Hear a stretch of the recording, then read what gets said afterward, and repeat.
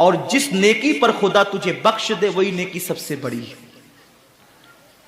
کسی گناہ کو چھوٹا سمجھ کے مت کرو، پتہ نہیں وہ کس گناہ پہ ناراض ہو جائے۔ تو اللہ کے حبیب صلی اللہ علیہ وآلہ وسلم فرماتے ہیں جو رمضان شریف میں بڑا گناہ کبیرہ گناہ کرتے ہیں، سال بھر تک فرشتے اس پہ لعنت کرتے رہتے ہیں، اور اگر اسی سال اس کو موت آ جائے، اسی سال جس نے ماہ رمضان میں گناہ کبیرہ کیا تھا، اس نے بڑا گناہ کیا تھا، اب بڑے بڑے گناہوں کو گنایا گیا۔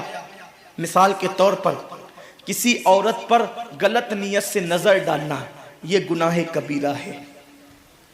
جھوٹی قسم کھانا، یہ گناہ کبیرہ ہے۔ ناپ تول میں کمی کرنا، یہ گناہ کبیرہ ہے۔ کسی کو دیکھ کر اس کا مذاق اڑا کے دل دکھانا، یہ گناہ کبیرہ ہے۔ کسی کی امانت میں خیانت کرنا، یہ گناہ کبیرہ ہے۔ ماں باپ کا دل دکھانا، یہ گناہ کبیرہ ہے۔ کفر کرنا، یہ گناہ کبیرہ ہے، بلکہ اکبر الکبائر ہے۔ 70 کی فہرست امام سیوطی نے گنائی ہے، اور پھر 70 کی فہرست گنانے کے بعد فرماتے ہیں 70 پر یعنی 1 2 3 4 والا 70 نہیں، بلکہ اللہ کے حبیب نے یہاں جو 70 فرمایا ہے، یہ 70 گنتی والا 70 نہیں ہے، بلکہ کثرت بتانے کے لیے 70 ہے۔ جیسے کہ ہم کہتے ہیں نا، میں نے تجھے 50 بار سمجھایا تو نہیں مانا، میں 100 بار تیرے گھر آیا تو نہیں ملا، تو اس کا مطلب یہ نہیں کہ 99 کے بعد ایک جو ملا کر کے آتا ہے وہ 100 نہیں، گنتی کا 100 نہیں۔ یہاں 100 بتانا کثرت بتانے کے لیے ہے، یہاں 50 کہنا کثرت بتانے کے لیے ہے۔ تو اللہ کے حبیب فرماتے ہیں 70 بڑے گناہ ہیں، یعنی اتنی طویل تعداد میں اتنی کثرت سے ہے بڑے گناہ کہ تم ان کو شمار نہیں کر سکتے۔ بس اتنا کہ جس گناہ پہ خدا ناراض ہو جائے وہ بڑا گناہ۔ تو جس نے رمضان شریف میں قصدن بڑا گناہ کیا، قصدن، نماز کو چھوڑنا بھی گناہ کبیرہ ہے، نماز کو ترک کرنا بھی گناہ کبیرہ ہے۔ میرے آقا صلی اللہ علیہ وسلم کے دیوانوں، کھیل کود میں وقت کو ضائع کرنا، وقت کا ضیاع، یہ بھی گناہ کبیرہ ہے۔ آقا فرماتے ہیں جس نے رمضان شریف میں گناہ کبیرہ کیا، اس رمضان سے لے کر آنے والے رمضان شریف تک فرشتے اس پہ لعنت کرتے ہیں۔ یہ لعنت کیا ہے؟ لعنت سمجھتے ہیں؟ لعنت کا مطلب یہ ہے جس پہ لعنت پڑی وہ ہمیشہ کے لیے اللہ کی رحمت سے دور ہو گیا۔ انسان کی لعنت کیا ہے؟ انسان کی لعنت، ایک جانور پر حضور علیہ الصلوۃ والتسلیم کسی صحابی کے جانور پر بیٹھے تھے، وہ دھیرے چل رہا تھا، کسی نے کہہ دیا کہ اس پہ لعنت ہو، یہ دھیرے چلتا ہے۔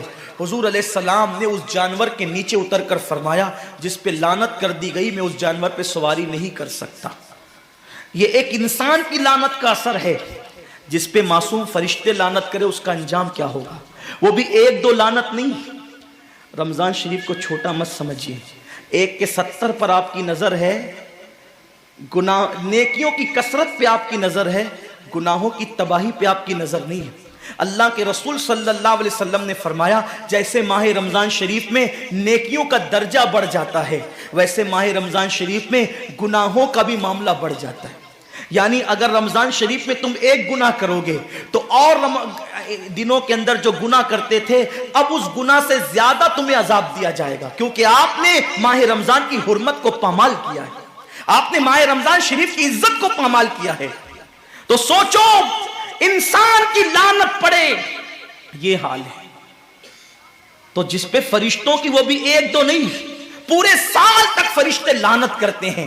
اور اللہ کے نبی صادق و مصدوق نبی نے فرمایا کہ اگر وہ اسی سال رمضان شریف آنے سے پہلے مر جائے تو اس کے پاس کوئی نیکی نہیں ہوگی جو اس کو جہنم کی آگ سے بچا سکے، اور اس کا ٹھکانہ تو جہنم ہی ہوگا۔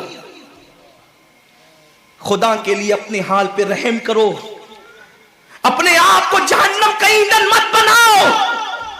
ہمارا جسم اتنا طاقتور نہیں ہے کہ ہم اپنے جسم پر جہنم کے عذاب کو برداشت کر سکے۔ میری قوم کے جوانوں، اپنی جوانی پہ اترانے والوں، اپنی قوت پہ ناز کرنے والوں، اللہ کے رسول صلی اللہ علیہ وسلم فرماتے ہیں کہ جہنم کی آگ کی ایک چنگاری اگر دنیا کے سمندر میں ڈال دی جائے تو دنیا کے سارے سمندر آگ سے بھڑکنے لگے۔ اس چنگاری کو، وہ جہنم चिंगारी को समुंदर ठंडा नहीं कर सकते, बल्कि समुंदर को वो एक चिंगारी भड़का देगी और समुंदरों के अंदर आग लग जाएगी। जो एक चिंगारी सारे समुंदर को भड़का दे, अल्लाह अकबर, उस जहन्नम के अंदर ये छोटा सा वजूद जो छोटी सी, अल्लाह अकबर, अगरबत्ती के चटके को बर्दाश्त नहीं कर सकता, जो चिराग की लौ की तेज को, जो चिराग की लौ की हरारत को बर्दाश्त नहीं कर सकता, जो सिगरेट के चटके पर बेकरार हो जाता है, ये छोटा सा वजूद जब जहन्नम के अंदर दाखिल किया जाएगा,